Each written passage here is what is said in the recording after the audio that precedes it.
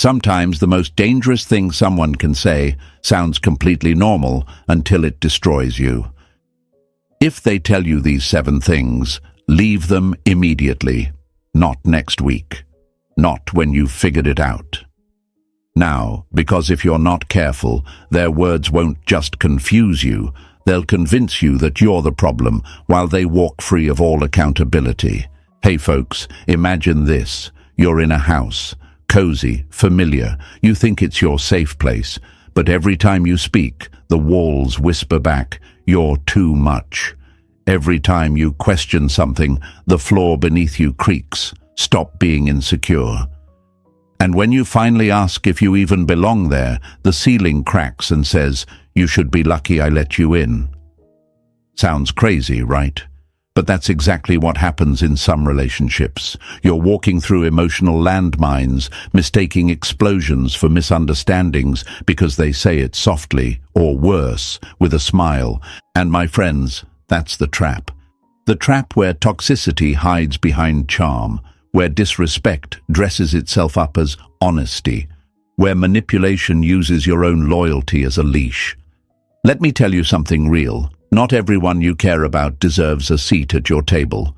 Some of them are only there to take the food, drain your energy, and tell you you're lucky to even be sitting next to them. You know what the saddest part is? Most people don't even realize it's happening, because they've been trained to think, it's just how relationships are, or maybe I'm asking for too much. But you're not. You're just finally waking up.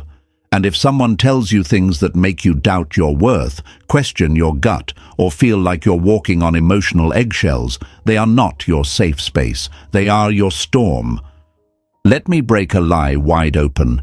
Words don't always need to be loud to be dangerous. Some of the most soul-damaging things are whispered quietly, dropped in arguments, or slipped into jokes, like venom wrapped in silk, like being stabbed with a smile.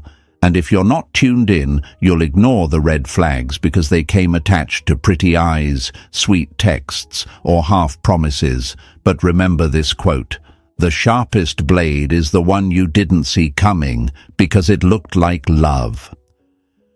The truth is, if someone truly values you, you won't have to constantly explain yourself, defend your feelings, or prove that you deserve respect. You won't have to perform to keep their attention. You won't have to chase peace, they'll bring it. But when they drop certain lines, certain phrases, it's not just a bad moment, it's a glimpse into their mindset, a warning, a flare. And if you keep making excuses for it, you're not just ignoring red flags, you're ignoring your future. So today, we're going to shine a brutal light on the exact words that reveal everything you need to know. No more guessing games, no more sugarcoating, just the truth. It might sting, but it will also set you free. Write this in the comments. I choose peace. Say it, type it, mean it. Because your peace is sacred, your worth is not up for debate, and your future will thank you for walking away from confusion.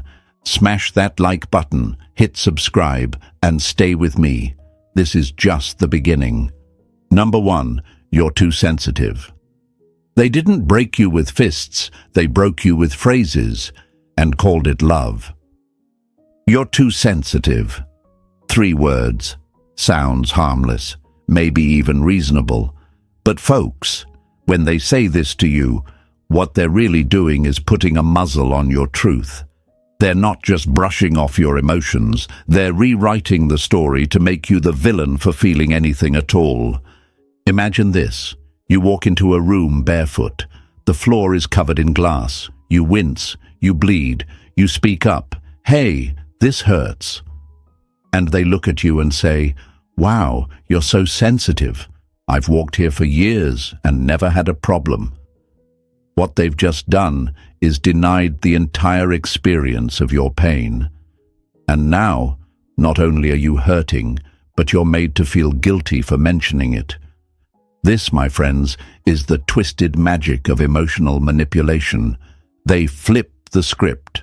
You become the problem for noticing the problem. You feel disrespected, unheard, maybe even devalued. But the moment you bring it up, the blame boomerangs back to you. And here's where the lie digs in deep. You start questioning yourself. Maybe I am too sensitive. Maybe I'm overthinking.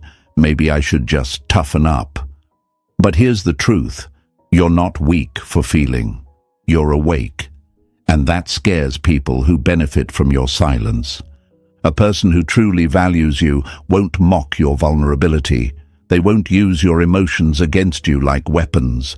They won't twist your care into a flaw or your honesty into drama. But someone who fears accountability?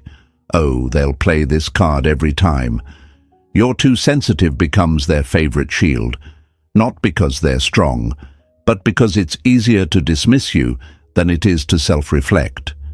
Let's not pretend this is easy to hear, especially when it's coming from someone you love, someone you trust, someone you've opened up to, raw and unfiltered. It cuts deeper when the one person who sees your soul chooses to slap a label on it instead of holding space for it. And yes, it's confusing, because part of you still hopes it was just a bad moment, a slip-up. But if it keeps happening, that's not a slip, it's a strategy. Let me drop something heavy. If they shame your softness, they'll never honor your strength. Think about that. If someone cannot respect the parts of you that feel, empathize, reflect, they will never be able to stand beside the parts of you that lead, build, or protect. They'll always find a way to make your emotional awareness a problem, and eventually you'll either start suppressing it or believing it's wrong. And that's the danger. When you start muting your truth just to keep someone around, you don't just lose the argument, you lose yourself. You start shrinking, editing your reactions, swallowing your voice. You become a ghost of your former self, all to avoid being labeled as too much. But let me tell you something, you're not too much. They're too unwilling to hold what's real. So why is this hard to walk away from? Because you're wired to connect. Because your heart believes that if you just explain better, love harder, or stay patient long enough, they'll finally see you. But that's the trap. You keep bringing your full self to a person who only wants a filtered version of you, and that's not connection, that's performance.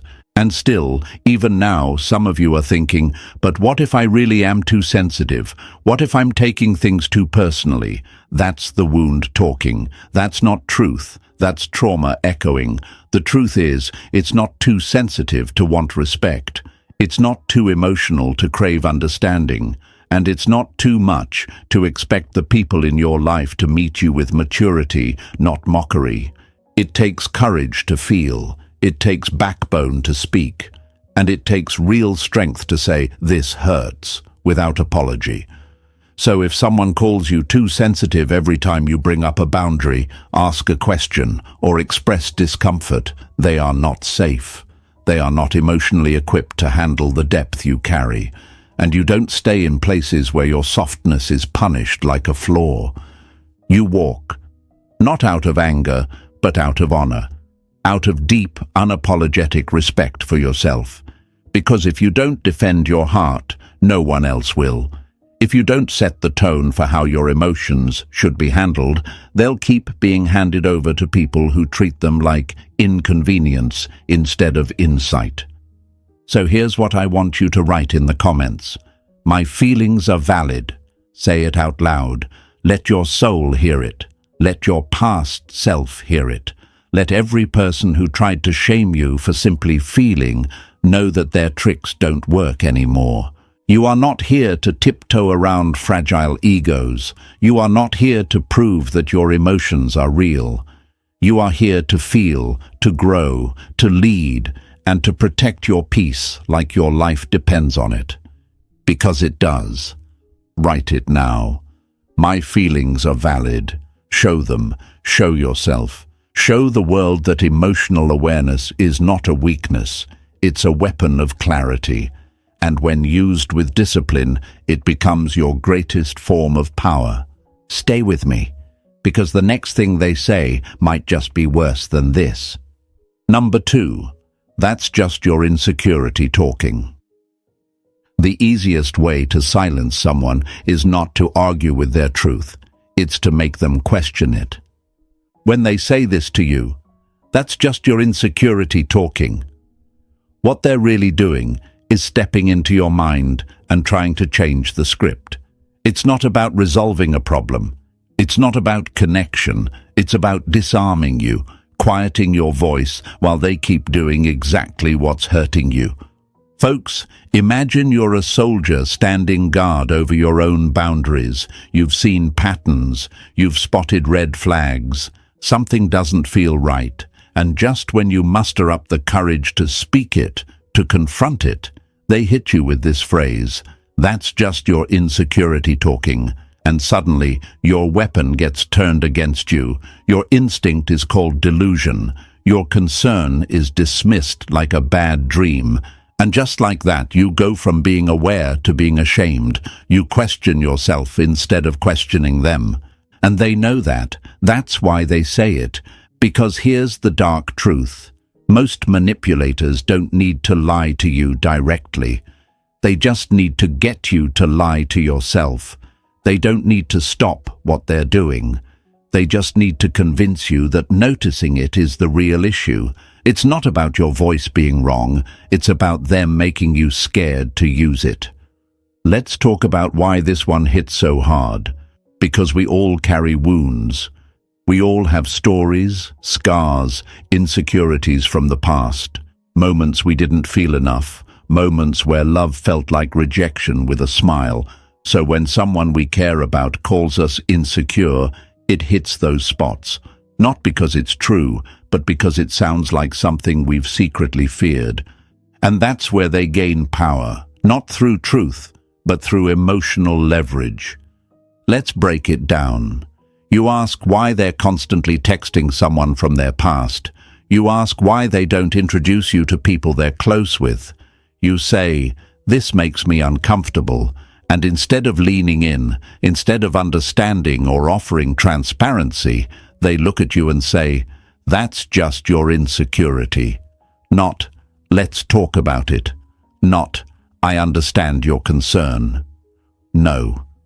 What they're really saying is, "You're not allowed to have emotional boundaries unless they benefit me." Let me tell you something. There's a difference between being insecure and being intuitive. And you better learn to protect that difference, because the world will always try to blur it when it suits their agenda. A secure person doesn't shut you down. They open up the space for dialogue. They help you unpack what you're feeling.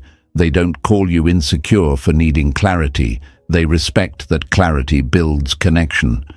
But someone who's hiding something, someone who enjoys having you off balance, they'll toss this phrase around like confetti, because every time you back down, they win a little more ground. Let's not lie to ourselves, though. It's hard to walk away after hearing this, especially when you're deep in it. Especially when you still hope they'll change. Especially when you've been conditioned to think, maybe I am the problem. Because men, we're taught that strength means silence. That a real man doesn't get bothered, that if you feel uneasy, you must be jealous, clingy, or damaged. But let me flip that script right now. A real man speaks his truth, even if his voice shakes. A real man asks questions when the energy shifts. A real man doesn't let someone else define his emotional intelligence as weakness. Don't fall for that guilt trap. You're not insecure for noticing a shift in their tone. You're not insecure for wanting honesty. You're not insecure for expecting exclusivity, transparency, and consistency. You're aware, you're observant, you're grounded in reality. And that scares the ones who benefit from your confusion. Because here's what no one tells you. Awareness is dangerous to the people who live off illusion. When you see too clearly, when you speak too directly, when you ask too consistently, you threaten their game. So instead of rising to your level, they try to drag you down into self-doubt. It's not because you're wrong, it's because you're getting close to the truth, and the truth exposes everything they want to keep hidden. So what do you do when someone hits you with this line? Do you explain harder, argue louder, try to prove that you're not insecure? No. That's what they want. They want you chasing validation. They want you explaining your boundaries like they're negotiable. They want you defending yourself while they keep deflecting. You don't engage in that dance. You walk, you rise, because once someone labels your voice as a flaw, they're already showing you what kind of relationship they want. One where they lead and you follow. One where they speak and you stay quiet. One where their truth is fact and yours is just insecurity. That's not love. That's hierarchy. That's control. And let me say this loud for the ones in the back. You are not crazy for feeling what you feel. Your gut is not your enemy. It's your guide. And if they keep calling you insecure every time you ask for respect, what they're really saying is, I'm not willing to give it. So you leave, not with bitterness, not with revenge, but with a quiet kind of power that says, I no longer need to beg for peace. I am peace. Write this in the comments right now. I trust my intuition. Say it like your healing depends on it. Because it does. Because the moment you stop outsourcing truth and start honoring what you know, you stop being a victim of manipulation and start becoming the author of your life again. Say it. I trust my intuition. Let it echo. Let it burn. Let it become the anthem for the man who refuses to be gaslit into silence. And stay with me, because the next line they say might be even more subtle and even more dangerous. Number 3. I never asked you to do that. Some people will let you give them everything and then blame you for offering it. There it is. That one line that slices deeper than 1,000 silences. I never asked you to do that. You've been showing up. You've been consistent. You've poured your time, energy, attention, and effort into someone who made you believe it mattered. And just when you finally bring up the imbalance, just when you dare to say, I feel unappreciated, they look you straight in the eye and say it. I never asked you to. It's like handing someone water in the middle of a desert, and after they drink it, they throw the cup at your feet and say, I didn't ask for this. My friends, don't mistake that moment for honesty. That's not humility. That's emotional robbery, disguised as detachment. You see, this line doesn't just deny your effort, it erases it. It rewrites history. It makes everything you gave, every late-night call, every thoughtful gesture, every moment you chose them over yourself, suddenly feel like a mistake. Not because it was, but because they want it to look like one. That way, they don't have to feel bad. They don't have to say thank you. They don't have to take responsibility for the imbalance. Instead, they just wipe their hands clean and walk away, leaving you holding the guilt. And let's be real, if you're the kind of person who gives, it's not because you're desperate. It's because that's your nature. You love fully. You show up deeply. You care hard. But manipulative people, they'll receive your best and act like it was expected. And the moment you ask for something back, some respect, some effort, some clarity, they'll remind you they never asked for any of it. That's not innocence. That's strategy. They enjoyed the benefit. They just don't want the responsibility. Let me break this lie wide open. Love doesn't require invoices, but it does require recognition. You're not keeping score, but you are keeping awareness. And when you realize you're giving into a black hole, something that takes without ever returning, you're not toxic for speaking up. You're awake. But why does this line hit so hard? Because it's designed to. It's designed to make you feel foolish, to embarrass you for caring, to make you think, maybe I went too far, maybe I should have done less, Maybe I'm the one who ruined it by expecting anything back. But let me tell you something.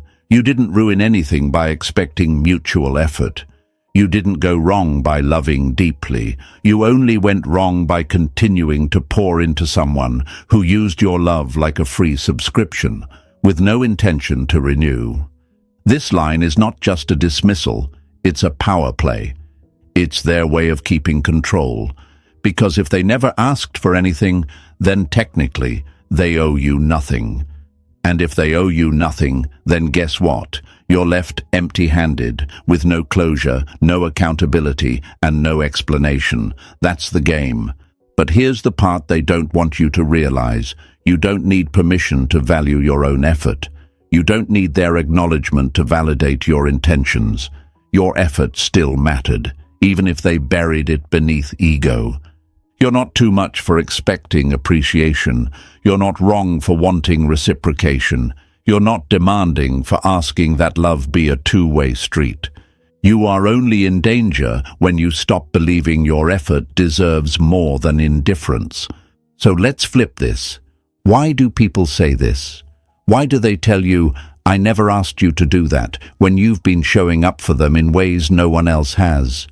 Because it lets them exit the emotional contract without paying the bill. They got all the benefits, your time, loyalty, attention, protection, and now they want to ghost without guilt. So they twist the narrative. They make it seem like you imposed your care onto them, like you were the problem for loving too hard. But here's the truth. You didn't love too much. They just loved too little. And now they're using shame to flip the spotlight off their apathy and onto your heart. That's not wisdom, that's cowardice. But let's be honest, folks. It's hard to walk away when you've given so much. It's hard to detach when your fingerprints are all over the connection. You keep thinking, if I stay just a little longer, maybe they'll finally see what I've done for them. Maybe they'll realize I'm the one who stayed. But let me ask you, how much longer are you going to water a dead plant? Your loyalty is not a leash. Your love is not a debt. And your effort is not an invitation to be used.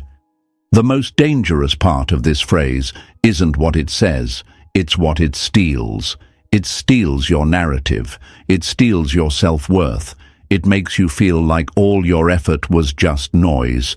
But don't let them do that. Don't let someone who benefited from your heart turn around and act like you forced it on them, because you were never forcing anything. You were just giving in good faith.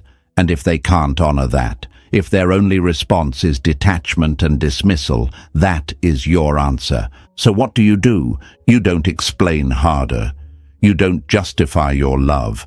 You don't shrink just because someone else didn't know how to receive what you gave. You leave. Not because you're bitter, but because you've finally realized you deserve someone who doesn't just take, but treasures. Someone who doesn't say, "I never asked you to do that," because they know exactly what it means to be chosen by someone like you. So write this in the comments. My love is valuable. Let the world see it. Let your past hear it. Let your future build on it. Say it to yourself like a vow. Because when you recognize the value of what you bring, you stop giving it to people who treat it like spare change. Say it again, my love is valuable. And stay with me, because the next line they use will sound sweet on the surface, but it'll poison your spirit if you don't catch it fast. Number 4, you're overreacting. They don't need to hurt you louder, they just need to convince you that your pain is exaggerated. You're overreacting. That's the line, folks. The one that sounds like concern, like perspective, maybe even like truth. But make no mistake, it's not said to calm you, it's said to shut you down, to make your instincts look irrational, to take your emotional compass and crack it in half, so the only direction you're left with is self-doubt. And it works, because it's subtle. It doesn't scream at you, it doesn't curse you out. It just slips in quietly, right after you've pointed out something that made your stomach turn. right after you said, "That didn't feel right," or "I don't like how that played out," and they hit you with it. You're overreacting. Imagine this. You're standing outside and it starts raining, not just a drizzle, full downpour. You say, "Hey, it's raining," and they say, "No, it's not. You're just being dramatic." Now you're soaked, freezing, confused, and on top of that, you're being gaslit into pretending the sky is clear. That's what this line does. It forces you to doubt the storm you know you're standing in. And the worst part, sometimes you believe it. You think, maybe I'm too emotional. Maybe I should just let it go. And you start minimizing your own experiences to match their comfort level. You adjust your reality just to keep the peace. But peace built on denial is just quiet chaos. And my friends, too many of you are living in relationships where you're not allowed to react, not allowed to feel, not allowed to be human unless your humanity is convenient. Let me say this loud and clear. Emotions are not the enemy. Reactions are not flaws. You're not broken because something bothered you. You're aware, you're alive, you're present. And if your reaction is too much for someone who claims to care about you, then maybe they're not built for real connection, just control. You know why this line hurts so much? Because it doesn't just invalidate your feelings, it makes you question your sanity. It turns "I have a boundary" into "I'm being irrational." It turns "this hurt me" into "I must be weak." And before long, you're not even reacting anymore, not because things got better, but because you got numb. And numbness, my friends, is not peace. It's emotional shutdown. It's survival mode. It's what happens when you've been made to feel like your voice is a threat, like your emotions are liabilities instead of signals. But hear me, it's not overreacting to want honesty. It's not overreacting to point out disrespect. It's not overreacting to feel upset when the person you love keeps dismissing your needs. Here's the truth that flips this entire script. If someone can't handle your reaction, they were never prepared for your reality. That's not your fault. That's not your problem. That's their emotional ceiling. So let's break down what this line really means. When someone says you're overreacting, what they're often saying is, "I don't want to take responsibility. I don't want to be held accountable. I don't want to deal with the consequences of how my actions affected you." It's not about helping you find peace. It's about protecting their comfort. And here's what gets dangerous. Once this phrase is said enough times, you stop reacting altogether. You stop expressing. You stop feeling safe. And eventually, you stop recognizing yourself. You become so focused on being level-headed and easygoing that you bury everything just to keep the relationship alive. But a relationship that survives by silencing you isn't alive. It's hostage-taking with a smile. Some of you reading this right now know exactly what that feels like. You've walked on eggshells. You've cried silently at night, wondering if you're the problem. You've replayed your own reactions over and over, looking for cracks. But let me set the record straight. You are not too much for feeling. You are not unstable for reacting. And you are not wrong for having the courage to say, "That hurt me." So why do you stay? Why does this one line keep you trapped? Because we live in a world that shames men for feeling. That tells you, if you react, you're weak. If you get emotional, you're less of a man. If you speak up, you're the problem. And so, to avoid looking too sensitive, or too dramatic, or too controlling, you swallow your truth. But hear this. A man who feels deeply is not fragile, he is dangerous, because he's aware, because he's emotionally intelligent, because he knows what love is supposed to feel like, and he refuses to settle for anything less. So when someone tells you you're overreacting, you don't retreat, you don't fold, you pause, you breathe, and you respond with clarity. You say, "No, I'm reacting exactly the way a person with self-respect should." And if they can't handle that, you walk, not out of rage, but out of truth, because your emotions are not the enemy. Your suppression is. And the more you allow others to write off your reality, the more you disconnect from your own internal compass. Write this in the comments. My emotions matter. Let that be your line in the sand. Let it be your declaration. Because if you don't honor your feelings, you teach others not to. Say it again. My emotions matter. Let the world see it. Let the part of you that's been told to stay quiet for too long finally feel heard. You are not here to tiptoe around fragile egos. You are not here to second-guess your gut just to protect someone else's image. You are here to feel, to express, to hold the mirror up. And if they flinch, that's on them, not you. Stay with me, because the next thing they say might sound like empowerment, but it's actually the foundation of a trap. Number 5. You should feel lucky I'm with you. The moment someone makes you feel like a burden for being chosen, you've already been disrespected. You should feel lucky I'm with you. On the surface, it sounds like a compliment, like you've won a prize. But listen deeper, feel the undertone. It's not love, it's leverage. It's not gratitude, it's a threat dressed as praise. And folks, this line isn't designed to connect with you. It's designed to control you. Let's break this wide open. Imagine this. You're building a home with someone. Brick by brick, day by day. You put in the labor, the patience, the forgiveness, the presence. And right when you ask for something simple, like appreciation, like kindness, they turn around and say, "You should feel lucky I'm even here." That moment right there, that's not just ego, that's a warning. A flare in the sky telling you this isn't partnership, it's performance. Because if you're lucky to be with them, what does that make you?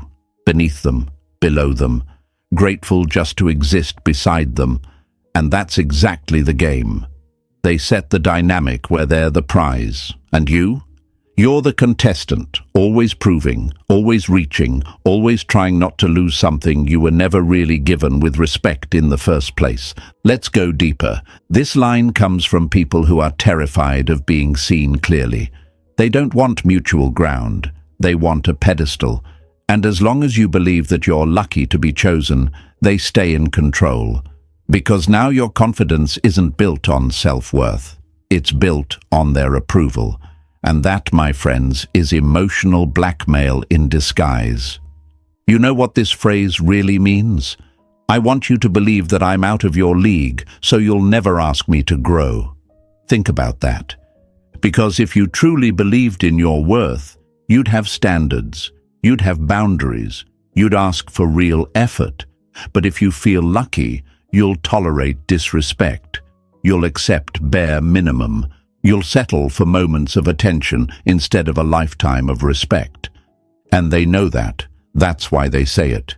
It's a tactic, a way to keep you small, silent, and stuck. Let me drop a truth bomb on you. You were not born to beg for the privilege of being loved. You are not here to perform for validation, and you do not need to shrink so someone else can feel tall beside you. So why does this line hurt so deeply? Because it hits you in your sense of identity. It tells you you're replaceable. It suggests that they could have had anyone, and somehow you just got lucky. They settled for you. That messes with your mind. It makes you question your value. And worse, it makes you feel like you've got to do more just to keep their interest alive. But let's pull the curtain back. People who say this aren't offering love. They're offering control. They want you in debt. They want you to feel like you owe them something, like you need to constantly earn what should be freely given, respect. And let's talk about what you're really doing behind the scenes. Because most of the time when someone says this, you've already been showing up, you've already been loyal, you've already carried their pain, their pressure, their chaos, you've been consistent, you've lowered your voice just to keep peace, you've silenced your needs to meet theirs. And yet, despite all that, they stand there and say, "You should feel lucky I chose you." That's not love. That's psychological warfare. But I get it. You stayed. You tolerated. You made excuses. Because deep down, part of you believed it. You thought, maybe I'm not enough. You remembered past wounds, past failures, past betrayals. And it felt easier to accept crumbs than risk being alone again. But let me remind you of something ancient and unshakable. A man who knows his worth does not need permission to feel chosen. He chooses himself. If someone tries to convince you that their presence is a favor, you don't fight for more attention. You don't prove yourself. You don't compete. You exit. Because real love isn't rooted in pity. It's not a contract. It's not a power imbalance where one person shines and the other just tries to reflect their light. Real love is alignment. It's two whole people who look at each other and say, "I see you, I value you, I choose you," not because I'm better, but because we're equals. So what do you do when someone says, "You should feel lucky I'm with you"? You don't nod and agree. You don't try harder. You don't accept the leash. You rise. You remind yourself of who you are. You remember every time you were there when no one else was. Every time you stayed solid. Every time you showed up, listened, forgave, and gave more than you received. You remember the strength it takes to give your heart when it's easier to close it. And then you say, "I'm not lucky. I'm valuable." Write this in the comments. I am not lucky. I am worthy. Say it like you mean it. Say it for the version of you that stayed too long in places you outgrew. Say it for the part of you that forgot how powerful your love is. Say it for the future you, that version of you that walks into relationships knowing his worth, demanding equal ground, and never accepting pedestal praise wrapped in emotional chains. I am not lucky. I am worthy. Let that be your reminder, your fire, your freedom. Because the moment you stop feeling like a guest in your own relationship, you start taking ownership of your destiny. And trust me, you haven't even seen the worst line they'll say yet. Stay with me. The next one, it's even more dangerous. Because it doesn't just manipulate you, it rewrites the entire relationship. Number 6, you're just afraid of commitment. When they can't meet your standards, they'll attack your intentions. You're just afraid of commitment. On the surface, it sounds like insight, like they're reading your heart, like they've cracked the code of why you're not giving in, not rushing, not folding at their pace. But hear me, this isn't always about love, growth, or understanding. Sometimes it's a trap, a manipulative twist of the truth. And it's not meant to bring you closer. It's meant to push you into surrender. Let's zoom in. You've been moving with intention, observing, listening, paying attention to how they show up when the game isn't going their way. You're not running. You're reading the room. You're not afraid of commitment. You're afraid of committing to the wrong person. You're not dodging connection. You're dodging chaos. But instead of acknowledging that, they throw this line like a dart. You're just scared. You're emotionally unavailable. You have walls up. No, you have standards. You're not afraid of building something real. You're afraid of wasting your bricks on someone who only wants shelter when it's convenient. Folks, imagine this. You're standing at the edge of a river. You're being asked to jump in. But the other side is foggy. You can't see the bridge. You're not sure what's waiting. And when you hesitate, they scream from across the bank, "You're just afraid of commitment." Not because they care what's on your side, but because they want you to leap blindfolded. That's not love, that's pressure. And here's the catch. They make hesitation look like weakness, like something to be fixed. But hesitation is wisdom. it's awareness, it's the mind doing exactly what it's supposed to do when something feels off. And they know that. That's why they try to flip it. Because if they can convince you that your boundaries are just fear in disguise, then guess what? You'll lower them. You'll start second-guessing your own intuition. You'll start rushing into decisions you haven't had time to feel out. You'll start proving that you're not afraid by jumping into things you're not even sure are aligned. And just like that, they've got you. Not through connection, but through guilt. Let's go deeper. This phrase usually shows up right after you set a boundary. When you say, I need some time. When you say, I don't like how fast this is moving. When you say, let's slow down and talk about what we both want. That's when it comes. You're just afraid of commitment. But really, what they're saying is, you're not letting me control the timeline, and that threatens me. Because people who want something real don't rush it. They don't manipulate you into giving in. They don't mock your caution. They respect it. They know that commitment without clarity is chaos. That love without mutual intention is just performance. But someone who says this phrase recklessly, they're not in it for connection. They're in it for confirmation. They want to be chosen. Now quickly, without question. And if you dare slow down, suddenly you're the problem. Let me drop a truth most won't tell you. You can be ready for love and still refuse to settle. You can be emotionally open and still have non-negotiables. You can want connection and walk away when the energy feels off. That's not fear, that's self-respect. But let's talk about why this hits hard, because some part of you has been wounded. Maybe you've had trust broken before. Maybe you've been made to feel like love was something to fear. And so when they say this, it lands on those old scars. It makes you question, what if I am just scared? What if I'm the one who's sabotaging something good? But hear me clearly, there's a difference between fear and wisdom. Fear says, run from love.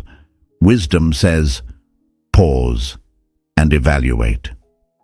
And what you're doing, that pause, that consideration, that refusal to leap without looking, that's maturity, that's groundedness. That's exactly what makes you a high-value partner, because you don't give your energy recklessly. So let me flip the script right now. You're not afraid of commitment. You're afraid of repeating patterns, of giving yourself to someone who doesn't value it, of waking up months down the line in a dynamic that's one-sided, manipulative, or draining. And that fear, that's healthy. That's your heart protecting itself. Not because it's closed, but because it finally knows its worth. So what do you do when someone hits you with this line? You don't justify. You don't defend. You don't explain away your boundaries like they're crimes. You stand tall. You say, I'm not afraid of commitment. I'm afraid of wasting time on someone who doesn't understand what real commitment looks like. And if they can't handle that, they're not ready for the version of love you're offering. Because real love doesn't rush. Real love doesn't pressure. Real love doesn't demand you prove you're ready by sacrificing your peace. Real love builds, slowly, intentionally, and it values the journey as much as the destination. Write this in the comments. I move with intention. Say it like a declaration, because your pace is not a problem. It's a protection, and anyone who can't respect that pace doesn't deserve the destination. Say it again. I move with intention. Because the moment you start trusting your own timing, you stop being manipulated by theirs. Stay with me. Because the next phrase, it's not just guilt, it's emotional blackmail. And if you don't see it for what it is, it'll keep you chained for years. Number 7. If you really loved me, you would. Real love doesn't manipulate you into proving it. It recognizes itself without a test. If you really loved me, you would... That line, that sneaky, guilt-laced trap dressed up like intimacy. It doesn't sound dangerous at first. In fact, it might sound like a plea for closeness, a desire for reassurance. But if you're not paying attention, it becomes something far more sinister. Because this isn't love, it's emotional blackmail with a smile. Let's strip it down. That phrase doesn't ask for understanding. It demands obedience. It doesn't invite connection. It tests your loyalty through sacrifice. It says, prove it. Jump through this hoop. Give up your boundaries. Bend, break, shrink, just so I feel loved. And if you refuse, suddenly you don't love them enough. Folks, that's not love. That's a power move in disguise. Imagine this. You've been showing up, supporting, communicating, holding space. But one day you say no to something that crosses your line. Maybe it's cutting off someone important to you. Maybe it's sacrificing a personal goal. Or maybe it's just taking a moment for yourself. And what do they hit you with? If you really loved me, you would. It stings, right? Because now your integrity is on trial. Now love isn't about what you've given. It's about what you're willing to give up. And every part of you starts wondering, am I the bad guy? Am I not loving enough? Am I being selfish? But here's the truth they don't want you to realize. Love is not a hostage situation. Love doesn't keep score. Love doesn't manipulate. And real love, mature love, doesn't require you to bleed to prove you're committed. This phrase often shows up when you start reclaiming your boundaries, when you've stopped overextending, when you're no longer tolerating toxic patterns. That's when they try to pull you back in, not with connection, but with guilt, not with compassion, but with emotional extortion. They say, if you really loved me, you'd stay. If you really loved me, you'd change. If you really loved me, you'd forgive this one more time. But what they're really saying is, if you don't let me do what I want, then your love must be fake. And that, my friends, is how control dresses up like affection. Here's the dangerous part. This line doesn't just manipulate you, it rewrites the rules of the entire relationship. Suddenly, your love becomes a currency, something to be spent, negotiated, and bartered. The more you give up, the more love you're supposed to earn in return. But you never do. Because that finish line, it moves. Every time you meet the demand, a new one shows up. Every time you pass the test, the exam gets harder. And before you know it, you're stuck in a performance, trying to prove yourself in a love that keeps shifting the rules. And let's not pretend it's easy to walk away. Because when someone weaponizes love against you, it feels personal. You start thinking, if I was stronger, more patient, more forgiving, maybe they wouldn't need to test me at all. But that's the trap. You keep adjusting, they keep demanding, and you never stop to ask, why does love need a performance review in the first place? Let me say something hard and clear and necessary. If someone constantly makes you prove your love by betraying yourself, they don't love you. They love having power over you. You can love someone and still say no. You can love someone and still choose yourself. You can love someone and walk away, not out of cruelty, but out of self-respect. Because here's the truth you've been waiting to hear. Love that's real doesn't need to be earned through sacrifice. It's felt, it's seen, it's shared, it grows in respect, not obligation. So what do you do when someone says, if you really loved me, you would? You don't justify, you don't panic. You pause, you breathe, and you ask yourself, is what they're asking for love or control? Because when someone truly sees you, they don't put you on trial. They don't hang your heart over a cliff and demand you jump to prove it's real. They meet you with understanding. They grow with you. They listen. They learn. And they never use your love as a weapon. So if they drop this line, if they make your love feel conditional, transactional, like a favor you constantly owe, that's your cue. That's the line you don't cross. You walk, not in anger, but in clarity. Because you finally see what this is. And when you leave, you don't carry guilt, you carry freedom. Freedom from games, freedom from guilt trips, freedom from the illusion that love requires self-abandonment. Because your love is not a bargaining chip, it's a gift, and it belongs with someone who doesn't make you question your value to protect their ego. So here's what I want you to write in the comments. Your final affirmation. Love isn't proof, it's presence. Let the world see it. Let the version of you who used to shrink finally stand tall. Let the ones watching in silence realize it's okay to say no, even to someone you once loved deeply. Say it again.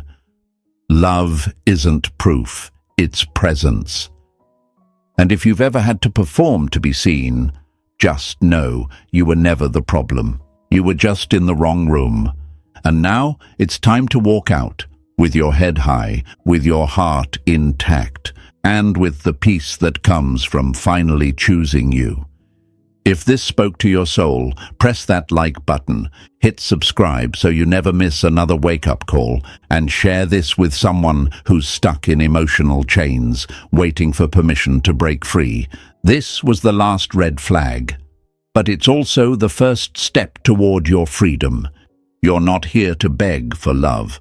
You're here to become the kind of person who never has to again.